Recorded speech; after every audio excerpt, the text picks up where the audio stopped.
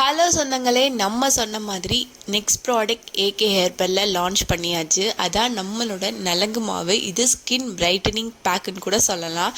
கல்யாணத்துக்கு இன்னும் 1 மந்த் தான் இருக்குது. நான் இன்னும் எந்த ஸ்கின் கேருமே பண்ணலை. என்னதான் பண்ணுறதுன்னு யோசிச்சிங்கன்னா நம்ம நலங்கு மாவை வாங்கி நீங்கள் ட்ரை பண்ணி பாருங்கள். வித்தின் 1 மந்தில் உங்கள் கல்யாணத்தப்போ பலன்னு ஜொலிப்பீங்க. ஏன்னா இதில் சேர்த்துருக்க பாதாம், அதுவும் இல்லாமல் பூலாங்கிழங்குன்னு சொல்லிட்டு நிறைய விஷயத்த இதில் நான் சேர்த்துருக்கேன்.